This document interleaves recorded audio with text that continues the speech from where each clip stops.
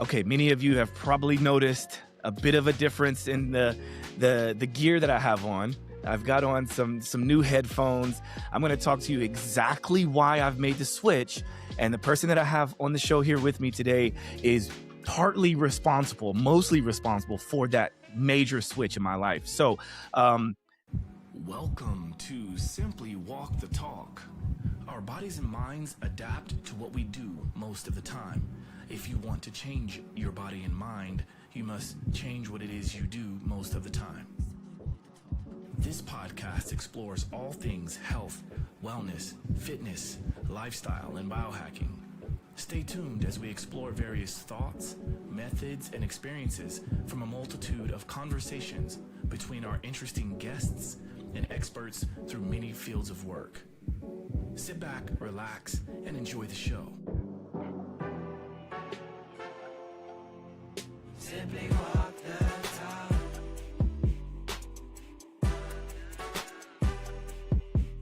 Simply walk the talk.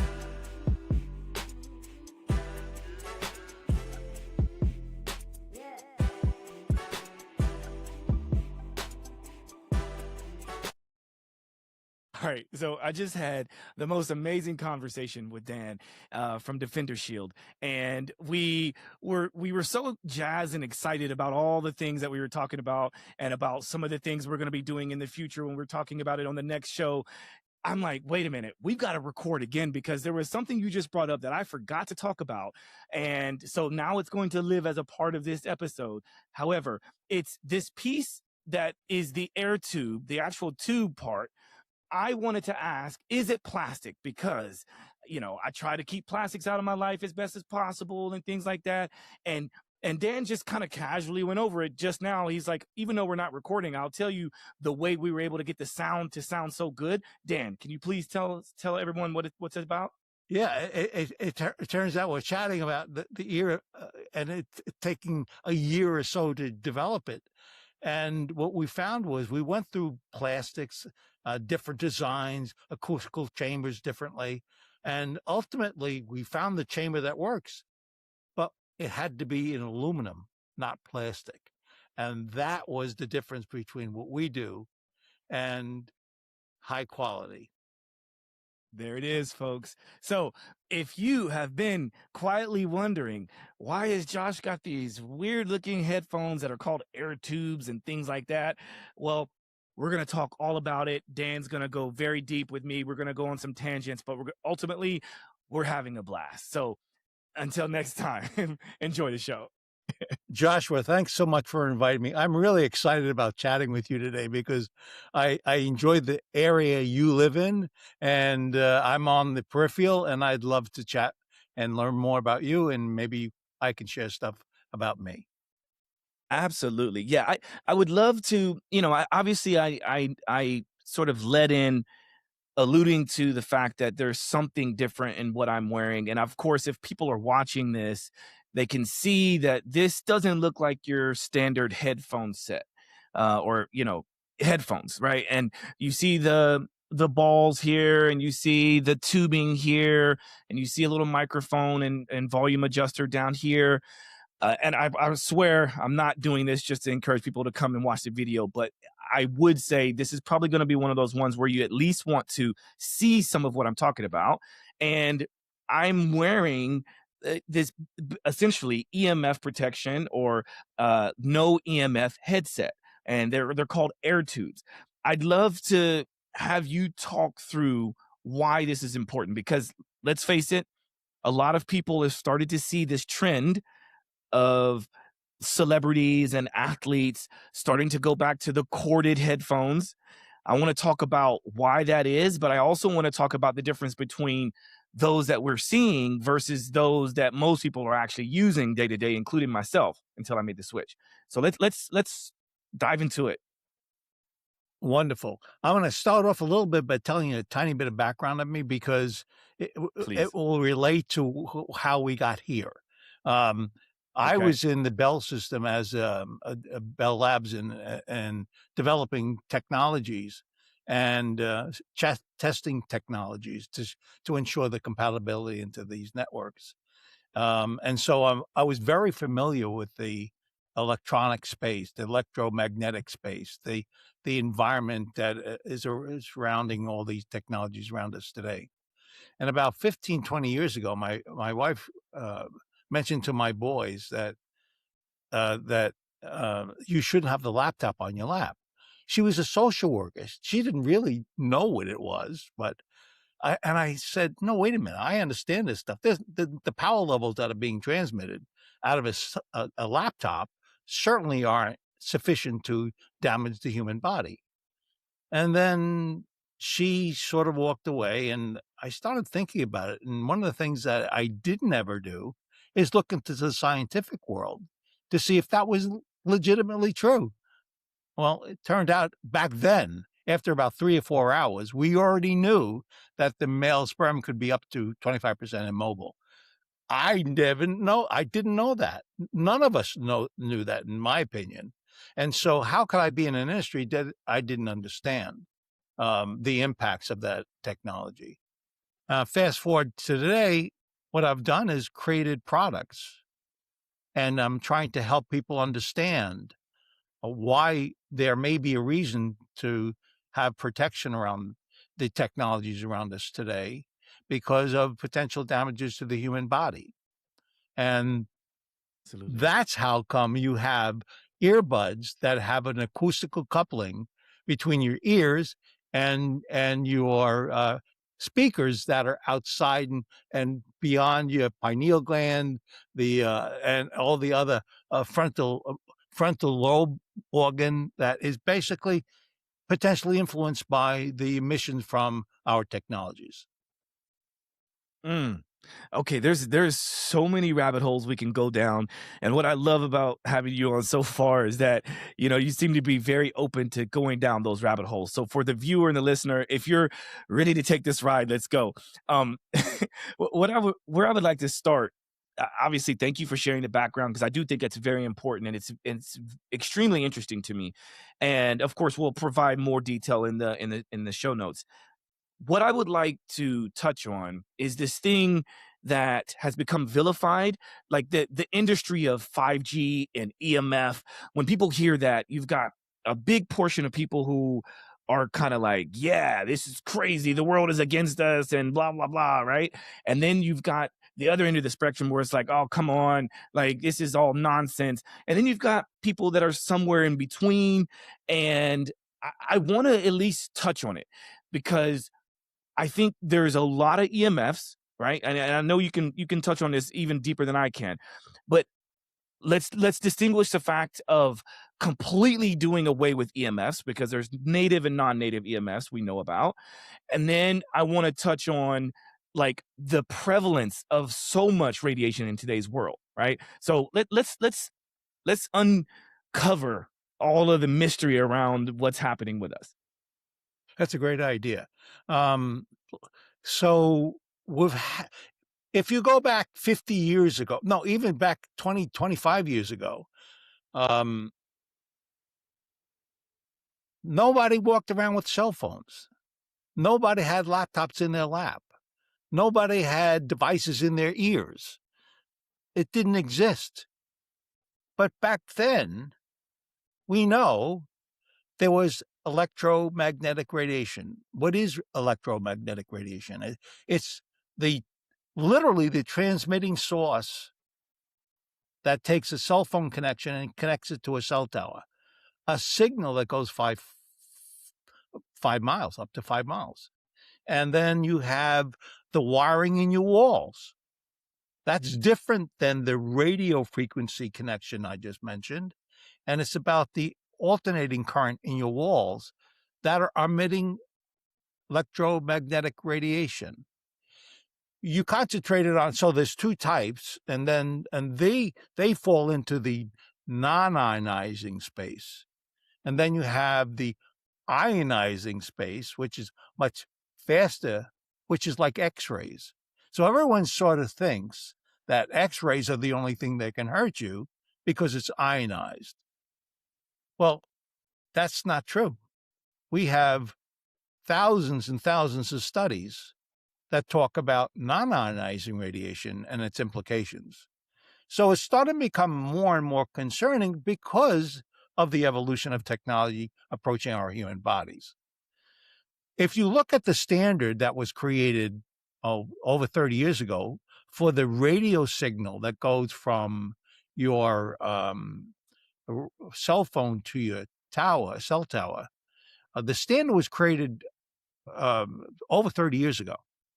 And what they did, Josh, they took like a whole bunch of 6-foot males in the armed forces, and they characterized what would happen when a signal from a cell phone would enter into a brain as one example of concern. And what they were worried about was the heat penetrating into the body. And so what they did is they said, let's make this cell phone not any stronger in power than 1.6 watts per kilogram. So 1.6 watts per kilogram enters into a male's head 1 to 2 inches, and it can heat it up by 2 degrees. Oof. As much as 2 degrees. Well, if you think about it, that standard was great for 6-foot males. But today, we have women, children, teenagers. The brain itself, the barriers protecting the brain are very different for a 6-foot male and a 6-year-old child. In fact, 98% of the human body, the human race, is not represented in the standard. Most people are not 6-foot males. So Right. we have a little bit of an outdated standard. You think? And all the study work we know about, all of it, is around biological impacts. What is happening to the cell itself from an exposure, a stressor? Any stressor outside the human body can influence the human body. Well, it's a stressor and it's influencing the human body, and it's not necessarily just heat you worry about. And so that's why it's sort of important to know that we have a fairly good understanding for the standard as being not necessarily up to date. We also know for sure that the standard that was created 30 some odd years ago doesn't represent the impact potentially to the cell of a human body.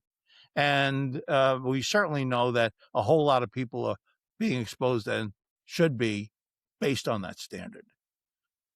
And now if you think of that, we can say we know a lot about the impacts of a cell phone, which is roughly 1 gigahertz. It's the speed of the signal is about 1 gigahertz. Okay. We know a lot about it because it's been around for now 10, 15, 20 years. And so when you go to 5G, a lot of the 5G signals are within the cell phone range that are in today. In fact, they go up to roughly 10 gigahertz. A router has a 6 gigahertz signal, for example. Okay. And so you have those technologies, and we sort of know a lot about it. And scientific evidence shows that there are harmful impacts. I'll just give you a quick example. A couple of years ago, 5 years ago, Yale did a study on the pineal gland. And it said if you're associated with a 2.4 gigahertz signal from a router, and you have fluoride present, and you have a certain male, a mutated cell, a hereditary mutated cell, you're 3 times more likely to get cancer of that pineal gland as a result of an RF exposure. And so there's countless studies that demonstrate what that exposure can actually do to the human body. Another quick message. If you use the phone a couple hours a day on your phone, on your cell phone, and you're talking to your friends and neighbors, and you do it for 10 years, you're 3 times more likely to get frontal lobe cancer of the brain. So we have science that says it's a problem. And excuse me for a second, but that particular study you mentioned or example you mentioned, is that with the cell phone at the ear, Yeah. Or is that yeah? Yeah. Okay. Yeah. So Well, then that's no mhm, protection, right? And that's the yep, point you're trying to yep, make, yep, right? yep. Yeah. So then I like to try to put myself in the shoes of because I've done a lot of research in this area too. So I want to try to put myself in the or in the shoes of the person listening and following along Okay. because I imagine that some of the next questions are, well, okay, is it any better to have Bluetooth because the phone is farther away from your head? Okay. Let's I love that question because Bluetooth is interesting because you have it in your ears when you're using earbuds. Okay. Bluetooth in general, the standard of 1.6 watts per kilogram, we now talked about, right? Mhm. A Bluetooth is 15 times smaller in the power level coming out of a Bluetooth. It's 0.1 watts. Okay. So it's not a lot of watts. It's much, maybe you could argue better than a 1.6 watt. But did you know there's some science that shows 0.1 watts can mutate a frontal lobe cell? And so do I think you should be using earbuds? No, because an RF signal, even though it's lower, there's some evidence that there may be an impact to the frontal lobe as a result, particularly if you're losing it for long, long periods of time. Yes. Now that is one of the reasons why we're here today talking about this because for the first time in my life, now keep in mind, I'm like you, I like to dive into the research. I like to tinker around in this world of quote unquote biohacking and whatnot. Ultimately, I like to call it health optimization. I try my best to find the best ways to optimize my health and wellness, not only for myself, but for my community, right? So I realized I kind of took a look back into my history of cell phone usage and laptop usage all the way up until to modern day. And I realized that over the years, I've gotten increasingly more time spent under heavy amounts of EMFs and radiation, right? Now, I can do all the things that there are to try to mitigate it, but I know for a fact that we like unless we're going to live inside of a Faraday cage, we can't completely block EMFs and RF signals and things like that, right? And I don't think many people are even willing to do that because we also know there's some negative implications of being in a Faraday cage for long periods of time as well. Mhm. So that's back to that beneficial and non-beneficial or ionizing non-ionizing radiations. So then I'm like, okay, well, wait a minute. I I went from having a cell phone, having it on my head, not very long. Like this is when cell phones first came out. Wasn't very long because one, I didn't have the minutes, right? Or two, the battery life and things like that. So you really only use it for emergencies. Then I heard the research about having it in your pocket or near your private parts, Right. that impact on the body, both male and female. And so, okay, now I started at that point, I started to put the phone farther away from me. Okay. Then headphones came out, like the wired headphones came out. Okay. I felt like that was fine and great. But then living in New York City, I saw that there was a whole message about, if you have the cord, people know what it is, so they steal it from you. Okay, so let's go with the wireless versions. And I went wireless, and I thought, wow, like you just called out earlier, I thought that because it was a lower wattage and things like that, that I thought it was better. And so what I started to do was go for the best audio because I'm an audio guy. I mean, I'm audio and visual guy, but I really love sound. And I thought to myself, okay, I'm gonna get the biggest, the best, whatever, most powerful, noise cancellation, all these different features. And then I started to realize that, like, wait a minute, like maybe I should go with the wireless, but it still had a cord that was connected to it. Okay. And I'm going somewhere with this because I know there's some research to talk about the differences in all those so people can make their own choice, right? Um, and then something told me not to get the AirPods. I've never had AirPods. I actually have a brand new pair that was gifted to me that I've never opened. Um, so something told me I knew that there was a difference between the wireless with a wire that connects versus the AirPods versus the wired. And then I found out about air tubes. Can you maybe go over all of those differences? I know I just spit out a lot, but can you go over those differences? You did spit out a lot. I can talk a lot. So, actually, great introduction. When you use a cell phone to your head, that's likely the worst case of an emission that could potentially impact your frontal lobe. The soft tissue, by the way, it's soft tissue typically that RF goes after. That's why I say the frontal lobe.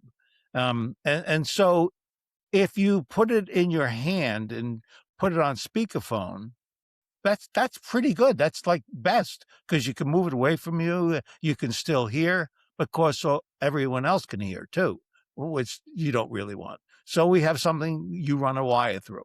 Well, when you run a wire to your ears, well there's electrons are running through the wire, and it's creating electromagnetic radiation, and so there is less emissions than when you had it to your head, but there is still some emissions that went to your head. When you use stuff in your ears that connects to something else using the Bluetooth, oftentimes those devices connect to each other, and it's a Bluetooth signal through your head. So, like, I'll give you an example. My own brother, he's using his earbud when he's talking on the phone. I said, "What are you doing? That doesn't make any sense." And he says, well, I like it. And then, of course, he went to the doctor because his muscles on his throat were bothering him, really Yep. seriously bothering him, right? And I said, I've told you, get it out of your ear, because there potentially could be that emissions that are creating a problem. Josh, he took it out for 1 hour, and literally he saw the pain over the next several hours go away. And so, like, there was for him a direct correlation. I'm not going to say that's for you, but when you pull it away, that very small power level can influence the frontal lobe as well as surrounding tissue. One of the things you have with your headset, it's not just your head you're worried about. You're worried about the pineal gland. You're worried about other parts of the body that have that emissions going up to your head. And so when you go to the acoustical coupling, like you're talking about here, we take this signal that's electrical, keep it away from the parts of the body that could be most susceptible, convert the energy from electrical to acoustical, and we bring it to your ear. So all you're listening to is sound. That's the best of all worlds, in my opinion. And Well, by the way, I'm with you. I love music, right? And so I wanted a pretty good sounding product, and you got to look for things that can do that. And I think in the case of the technologies we offer, you get that high quality signal. Absolutely. Thank you for breaking all that down. One of the things that you did touch on, and I think is very important, is kind of the triage effect, or the leveling of all of this. And obviously, the completely wireless ones are probably the worst, because you're going from Bluetooth through the brain, through the ear canal in the brain, to the other Right. one. The ones that have a wire are maybe a little less bad, but still bad, right? Yeah, Because they're Bluetooth. yes, It's a yeah, Bluetooth, right? That's how they're yes. doing it. Exactly. So thank you for sharing that. The other thing that I think is very important from my perspective, that I want people to truly understand, and I don't say this like just because I have Dan on the show. I literally searched as much as I could, because I found out about air tubes back in like 2018, I think. 2018 is when I was kind of like, oh, this is interesting. And I'll be honest with you, I thought, wait a minute, how is that going to sound as good as my Beats by Dre headphones? It's not possible. I just literally thought it's not possible. And I also didn't want to have all this cord hanging off of me because that's when I had made that switch. I had the wired ones that were wireless, but you know what I mean. And so then I just kind of forgot all about it, and something came over me because I think I saw some TikToks and Instagram reels that were talking about this trend of people switching. And I was like, "Oh, yeah. Let me see if I can find those air tubes that I had been talking about before," because a client of mine did actually get some when I talked about it years ago. And I was talking to my client, and I was like, "By the way, what did you think about those headphones with the air tubes?" And he was like, "Yeah, they weren't that bad, but they kind of became like annoying because it was like always swinging around and this and that." And I said, "Well, you might want to dig those back out because I'm going to start doing some more conversations about that." And here we are. And so I ended up I bought a pair, and I actually got a gift for Christmas. So I have 2 pairs, and which is interesting because you've got the regular headphone jack, you know, the 3 millimeter, 3.5 millimeter headphone jack, and then I have the version that is the USB-C that goes into my iPhone, right? And when I first put it on, I promise you, I was so shocked at the sound. I was so shocked at how good the sound was. And that's what made me go, I have to reach out to the company because I don't know how they've done it, but they've done it. So well done. Josh, it took me over a year to get the acoustical chambers sufficient where they didn't deteriorate the sounds and passed as purely as possible the actual high fidelity tone that was being transmitted from the Yeah, acoustical speaker. It wasn't easy. Most of the stuff that's been on the market, I think, doesn't concentrate on the fidelity of the sound, but we did because, like clearly. you, I'm a critic of. I don't want to listen to good music with bad speakers, and that's why we did that. So thank you for that. I'm excited because I really worked hard on trying to make sure that we don't just protect you, we give you the quality as well. You've really done it, and I promise you, I've anybody that's been around me over the last few weeks and months, basically I started I'm on a, what is it called? Like a streak, a resolution, if you will. I haven't used Bluetooth headphones since before the beginning of the year. Wow. Okay. Wow. And at a point I had gotten up to about six hours a day with my headphones in because I listen to other podcasts. Yeah. I listen to audiobooks. I love music. I work out with my headphones. I mean, I was flooding myself, Right. and I had only been doing it, well, only, I'd say for about a year is when I had done that much for that amount of time with the non-wired actual wireless headphones. And that's when I started to notice that something was changing. My HRV was getting lower. So I noticed that my VO2 max was dropping. My sleep quality was strangely enough not the same. And then I made a few other changes. It wasn't just the headphones, but that was a good sort of leveling of the field, if you will, right? And now I've started to notice, wait a minute, a lot more clarity is coming back. My sleep is insanely good, and my HRV's improved, VO2 max is improved, and it's like I think now I don't even take my phone with me when I go outside to go for a run anymore. Wow. Wow. It's Josh. What's exciting about what you told me, I was on a podcast of maybe 6 months ago or so, and there was a lady I was talking, really bright lady, and I was saying it's important to create a sanctuary in your bedroom. That's where your body recovers. Mitochondrial repair occurs. Everything is so important to get the best sleep you can. Having a cell phone on your side table, nightstand, is the worst thing you can do. And I explained it in an extreme way. You can be walking, but you have a brain pattern that you're sleeping, and vice versa, which has been the case in some um, clinics that we work with. And so I said, get your phones off the counter, put it outside your room. Don't have Wi-Fi on if you can. Certainly don't have it in your bedroom. Remove all the sources of emissions, and you'll sleep better. And she was saying, thank you so much for that interesting conversation with me. I really do appreciate it. Josh, she didn't believe a word I said. About No. about 2 weeks about 2 weeks later, she calls me up and she said, Dan, my husband and I are sleeping through the night. I said, because RF can interrupt your brain patterns. It is a fact. And she just didn't believe it. The power levels are too low. No, they're not. It doesn't take much to do that. And so from a conservative point of view, you don't want your cell phone near your bed. You don't want your laptop or your tablet sitting there transmitting Wi-Fi signals while you're trying to sleep. It really does disrupt the sleeping pattern. Sorry for the diversion, but I thought it was Not an at all. important message.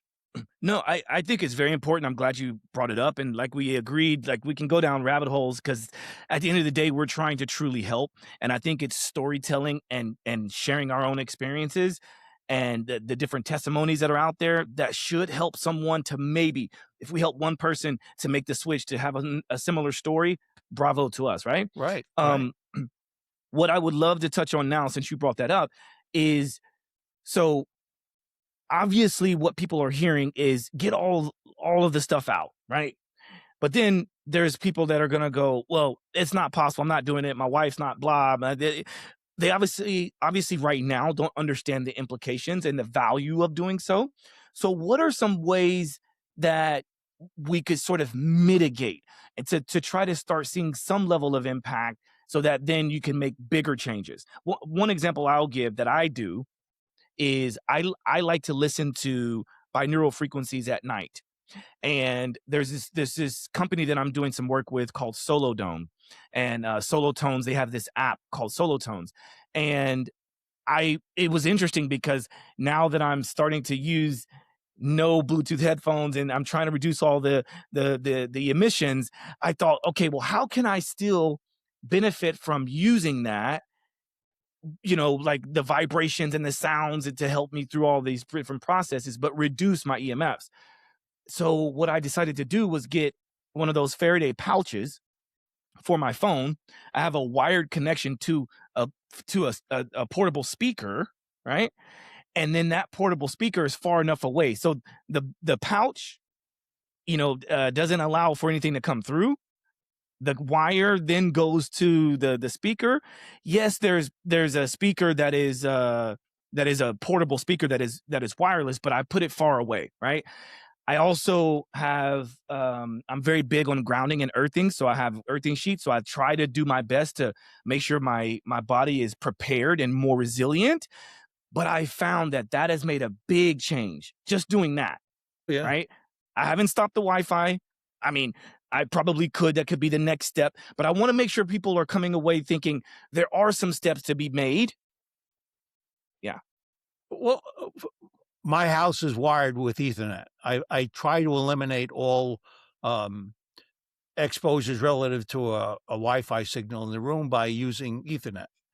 Perfect. I still have Wi-Fi running during the day, but then I have a $10 timer that turns it off at 10 o'clock at night and turns it back on at 7 in the morning because I eliminate any RF within the room. And by the way, that RF router is in the laundry room. It's not in my living room. Simply by moving it away to the least populated part of the house, you actually reduce the exposure. It's all about trying to reduce the emissions in your room. In fact, people don't realize when you have a cell phone, you have a Wi-Fi transmitter, a cell phone transmitter, a Bluetooth transmitter, and a GPS transmitter. You've got 4 transmitters coming out of one device. Well, if one bee would sting you, you're probably going to be all right.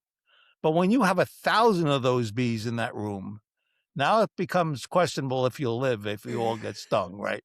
And that's the point, right? Remove the bees in the room. And guess what? Every device you have in that living room or the room you're in is a bee or multiple bees. So moving it away, turning them off is simple stuff you can do. And you really reduce the exposures and tend to be more safe. It's a conservative approach, but Josh, when I started in this space, it was probably 10 or 15. I'm not worried about you getting frontal lobe cancer from a cell phone to your head. The statistics shows it's relatively low. But at the same time, the human body's been responding to RF signals. They call it electric hypersensitivity. Started about 15, 20 years ago, is around 10, 15%. There's studies today that show it's up to 50%. So our bodies are reacting to this, and I'm getting headaches. I'm getting depression. I'm anxious. Maybe I have allergy-like symptoms. And do I have an allergy, or I'm too close to the RF from the router? And there's clear evidence that there is that linkage. So it's not always cancer I'm worried about, although cancer does play a role. In fact, there's some epidemiology studies that show a direct link, and we can talk about it later. But my point is, it's not always that you're going to die from a RF signal. That's not true, most likely. But you can be impaired, and up to 50% in some studies show you are impaired. Your vision may hurt, your eyes may hurt. I talked about the sanctuary before. When you're in the sanctuary bedroom and you're looking at a monitor or I don't know, a laptop or any device that has transmission of images, you are looking at a blue signal in the spectrum of color that's actually impacting your eye. And it's not just macular degeneration that you're talking about, but you're talking about the chromosome, cryptochrome protein. There's a protein in the back of the eye that's the little switch that is turned on when you're supposed to go to sleep. It turns on because there's no light. But when you're sitting looking at this device and the Bluetooth is hitting it, it's saying, stay off. No, it's still daylight out. It's not really daylight. So the process of creating the sleep pattern and the melatonin that's naturally occurring in the body is prevented from happening. All because you're looking at a screen and there's blue light coming and it's telling the body, don't sleep.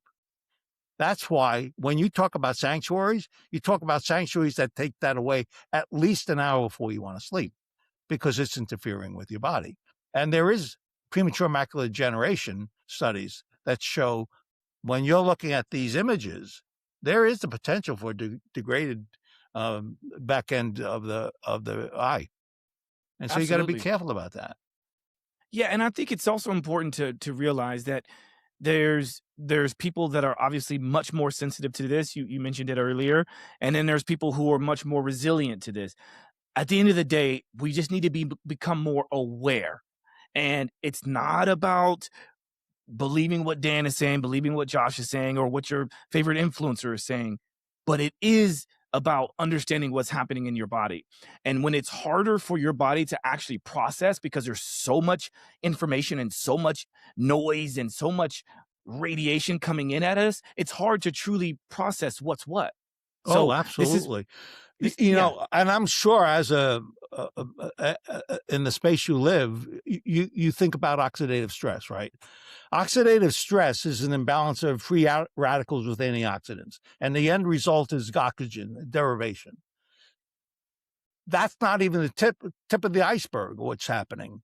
In fact, some recent study, some scientific evidence that's being generated by research from Dr. Navio, he's out in California. He talks about cell danger response. And he actually identifies electromagnetic radiation as a stressor to cell danger response.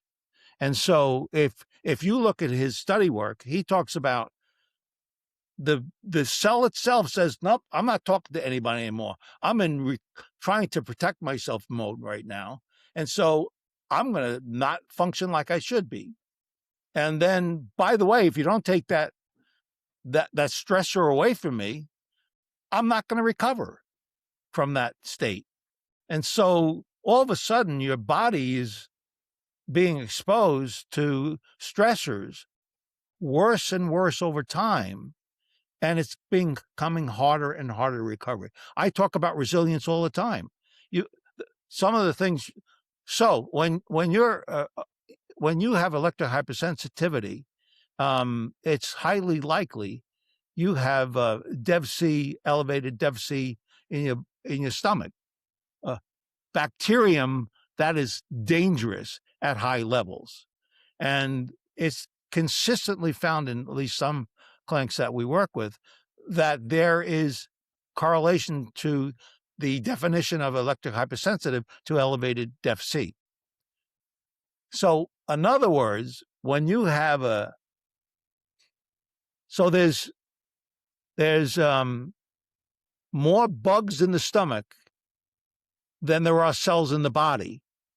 And so when you have an RF signal, which we know interferes with the biome of the stomach, that there is impact to immune system function, all sorts of different things that you need to be aware. Mitochondrial development and recovery during the day. If your stomach's being screwed up because you have a cell phone sitting near your stomach every day, there is some scientific evidence that shows that there may be interference with that microbiome.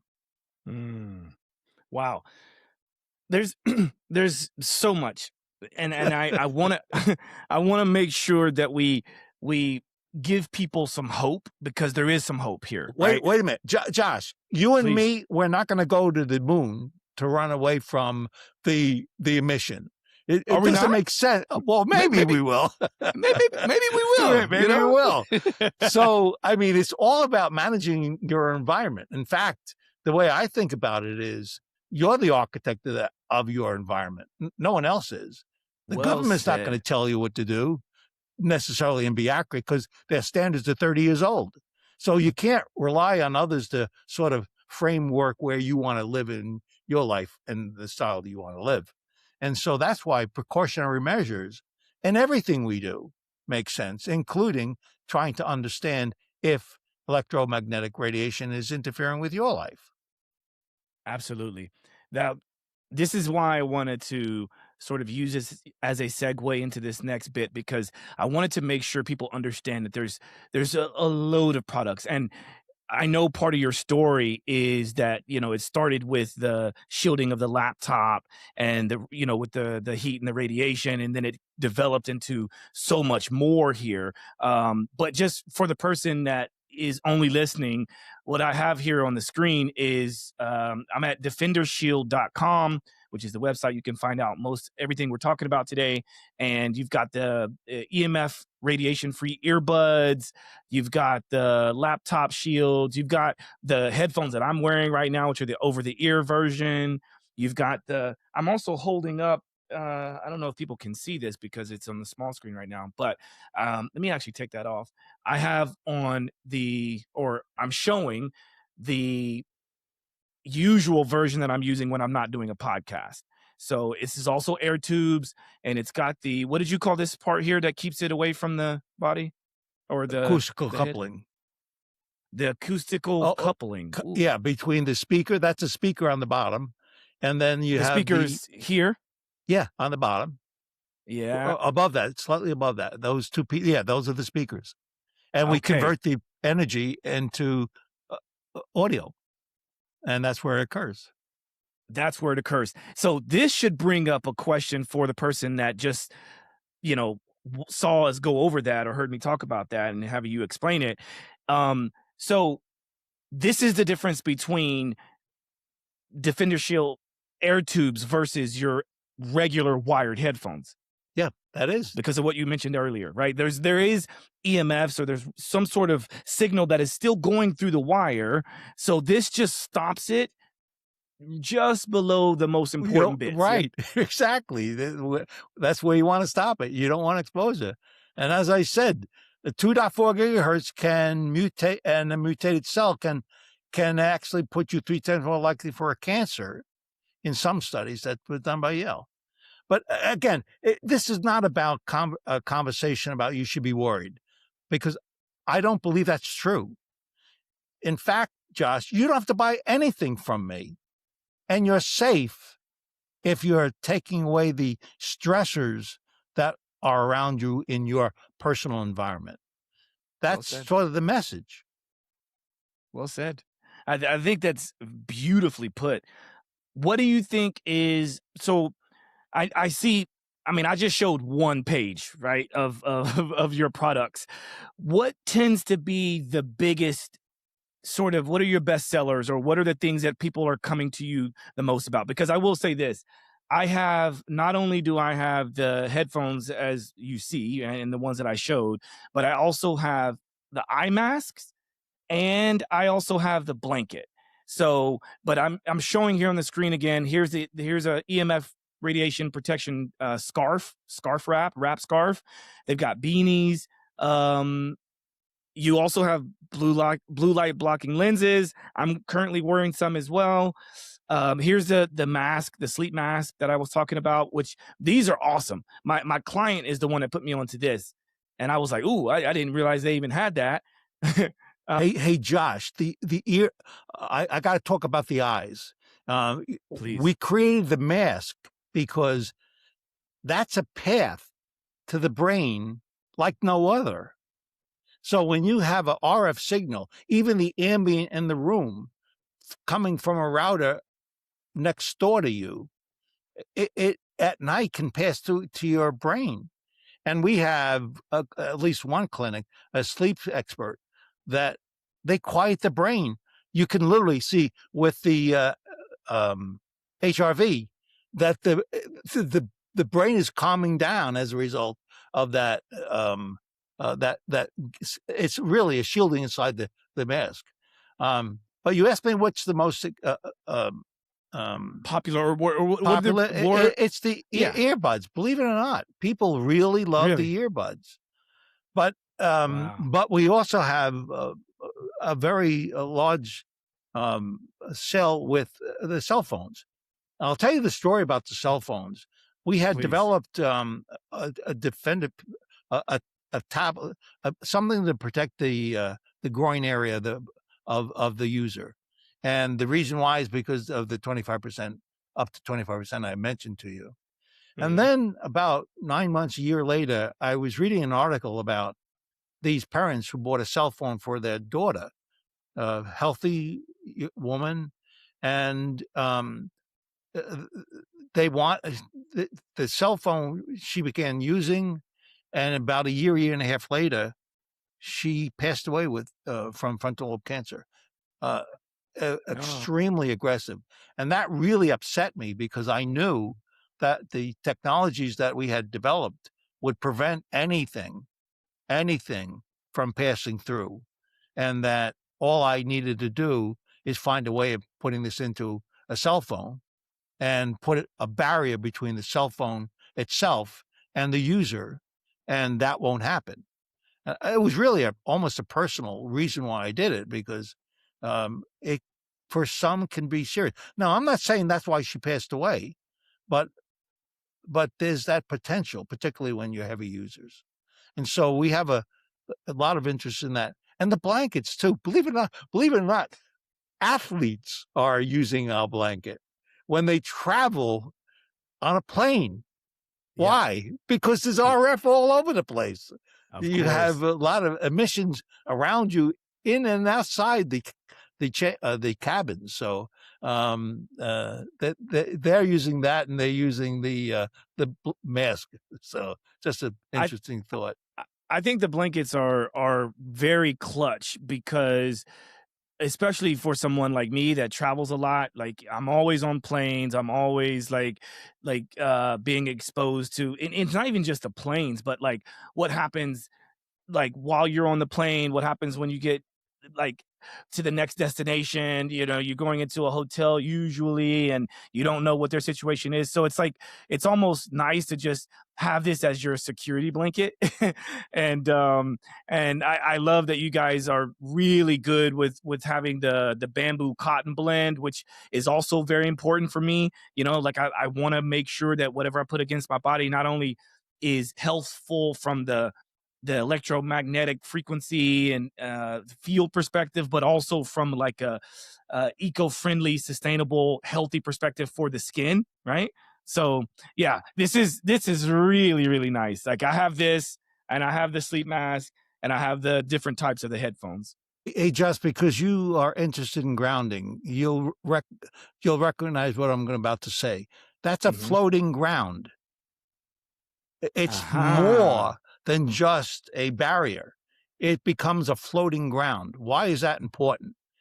It's taking Ooh. what's coming around you and bringing the energy someplace else. If that was grounded, if I was sitting on top of it and I had it plugged into the wall and was grounding it, I would be through the conduit path short to ground. You don't want that pathway when you're using these grounding pads and stuff like that. uh, Be careful not to excessively use those grounding pads because the body's a capacitor in general. And when you absorb that energy, you want to discharge it. And that's what you're doing when you're grounding. You're discharging that energy. And Ooh, so so, this is a really quick. Let me just butt in here for a second. And I'm glad that you talked about that, because this is one of the things that makes it interesting and difficult for people in the world of grounding to understand the differences that are out there, similar to an air tube versus a regular wired right. headphone set. So the grounding devices that I have block EMF, or the dirty signal from the cords themselves. So it's Dr. What is her name? I cannot remember the name of her business right now, but she's one of the only ones out there that do care about that dirty signal, you know, when it comes Yeah, to yeah. like, because if you're getting a dirty signal that goes into the cords, which we're talking about with the headphones, going into you, then yes, you're potentially getting some dirty signals. And this is why some people who are super sensitive may not do as well with grounding. Exactly. You got to be Yeah. careful about it because I'll give you an analogy. And when you have a path to ground from a grounding pad and you're Hmm. plugged into the ground, you're in that pathway short to ground. That's just like going next to a tree and electricity from the lightning storm comes down and hits the tree. It is attracting that to the tree, and you're in that tree. You're becoming part of the path to ground. You don't want that. You want to be at the floating ground. There's another thing I want to say because you use HRV, you'll understand this. Hmm. Dr. Porter, they're associate of ours. He does brain tap. He was one of the early. You got Of course. it. Of course. Holy mackerel! Well, we were talking one day, and he travels just like you. He goes everywhere, and he was we were chatting about deterioration of the human body, and then we have a jacket which is a floating ground. Literally, it's a floating. So I gave him a jacket, and I said, every time you travel, I want you to take that jacket and put it on. Don't travel in an aircraft without it. Hmm. And I'm not sure he believed me, but what he did is he was going to India, and he did an HRV in the US. Then he did another HRV when he got there, and there was little change in his human body performance. So he actually found that historically there would be a change. And when he was in some barrier of some sort of protection, it did help his body maintain the standard health level it needed to be at. So it Very really, interesting. in his case, and he understands the brain part about it. and he found that both his brain and his human body was normalized in a trip that normally would unnormalize the human body. Very interesting. I'm gonna, especially since we're talking about this, and because I do a lot of work in the grounding field, grounding and earthing field. I'm gonna do some tests to see, and it'll be very anecdotal, and it'll be sort of an N of one, in which I'm gonna maybe go a week or maybe even a month without any of the grounding products, and then I want to spend some time trying the different ones, right? Yeah. Because like I want to See if you can see it, feel it. see if I can Yeah. feel a difference between And because you the use the HRV, you'll actually have evidence, which is test evidence of changes that actually quantifies the impact. absolutely. Yeah, and this is why I like doing what I do, because like it makes it really really interesting to me. Like I'm such a curious person, probably to a fault. But I really am interested in that piece, because it's like the way that I think about it is, if we could be grounded better, right? However we do that, like literally going outside, of course it's on a spectrum. Some people will say, well, you don't want to go grounding with your bare feet out in the middle of a city that has all of this dirty electricity running through it. Okay, sure, right? However, it's like, at what point do we recognize and realize that if we can feel something and actually do that, then that's what matters most. And I think that's what you're saying too. It's like, go out, see if there's some things you can change in your lifestyle, and then run with it, you know? Yeah, yeah. One thing I haven't overtly said was there's a couple of metrics you use.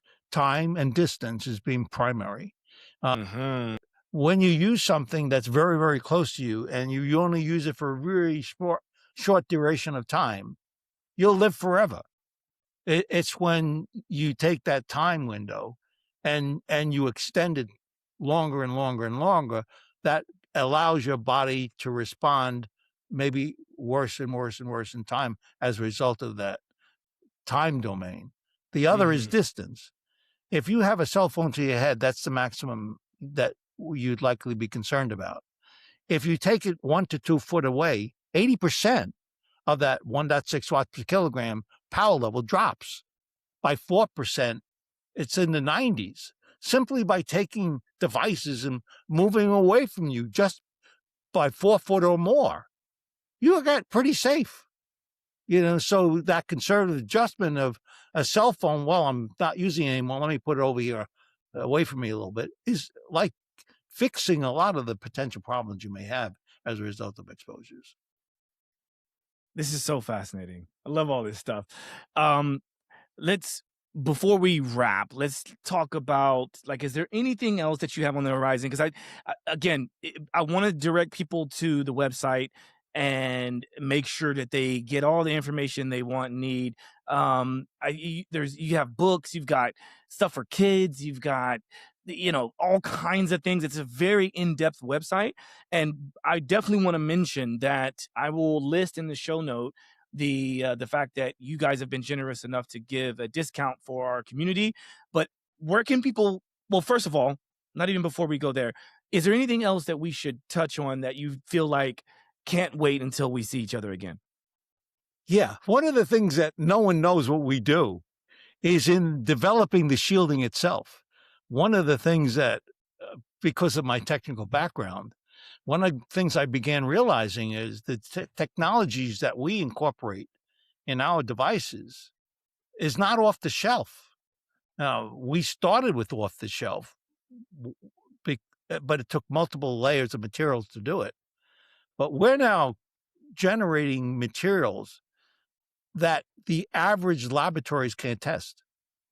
We actually go to military laboratories. We have a special arrangement where they're testing very, very higher levels up into the 5 and 6G levels, which we haven't talked about.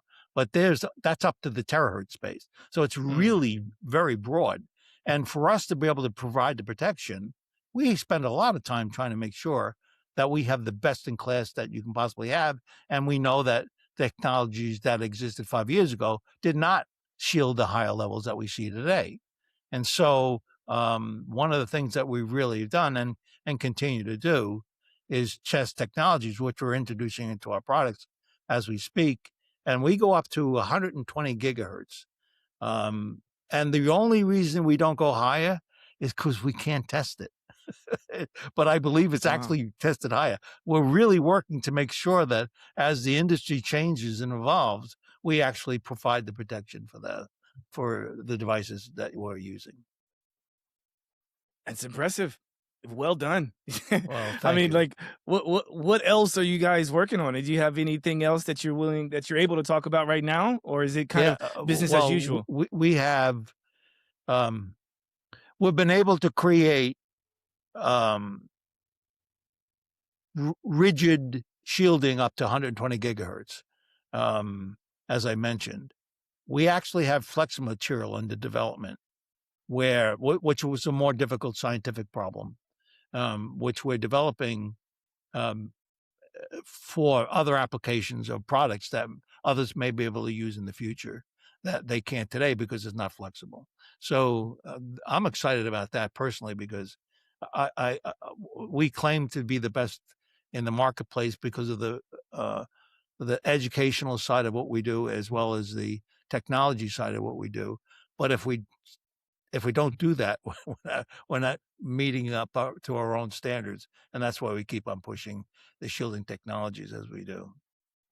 Yeah, you guys are definitely doing something right. And once I got bought into the level at which you've made the audio to where it is, I'm like, okay, I'm sold. Literally, that's why I've got all these different products, and I plan on getting more. And that leads me to the person that is also still with us at this point. If you feel like you want to get involved and be a part of this growth, like, reach out. I'm going to put a link in the show notes so you guys can go directly to it. I believe my link will automatically put the discount code there. But if not, then I will also list the discount code. And where can people keep in touch with everything going on in your So world? we're on Amazon like almost everyone else is forced to do. And then, of course, we have DefenderShield.com, which is our own site. On that site, by the way, we have products and services, but uh, we also have an educational section in which if you're wanting to find out what is some recent research and what are the linkages to different conditions that may exist, we provide that education in our learning section. And so when we're not just providing products, we're trying to also provide current information about what science is saying. And of course, we keep logs current about, oh, you'll love this. I'm breaking everything right now. There was cell towers in Germany, and they found chromosomal changes from people living close to the towers. Chromosomal. That's Mm, basic stuff. And it was distance related. The closer you were, the more it was seen. So they're constantly current information that we're learning about, one of which is this German study. And we continue to uncover issues that may be important for us to understand. And that's why we have the blogs and we try to keep up to date about that. yes, awesome. That is very, very, very, very profound. Again, thank you for your time. And you guys are also on social media, right? Yeah, You we have, are. I think it's Yep. Defender Shield. Yep. It's pretty easy. Of course, I'll list everything in the show notes. But Dan, thank you for all that you do. Thank you for what you're building, and I'm excited to be on this journey with you. And I can't wait till we chat again because I'm sure we will. We haven't even touched on 5G. Yes. Thanks so much for inviting me. I enjoyed my time with you. I really did have fun going a little bit off target every so often, but I Yeah. enjoyed our conversation. Well, we'll do it again. And for the people that are watching and listening, thanks for your time. Thank you for hanging in there. And feel free to reach out. We'd love to hear your feedback. Until next time, peace. walk the talk, talking facts. Move like me, but I move a little fast. Make my move, here to last. Fasten these seatbelts, I'm coming past. Take care of me, longevity. Hack my biology, better believe. Walking the talk, soul, mind, and body connected. Better come give us a listen. Better come give us a minute or two. Open the box up, we giving you tools. Giving your engine the fuel that it needs. Breathing into it, it's autoimmune. Make a connection, we're stronger in two. Making us one of a kind of a few. Work on the mind, but show me your moves. If you do what you say, you know what to do. Yeah. Walk the talk.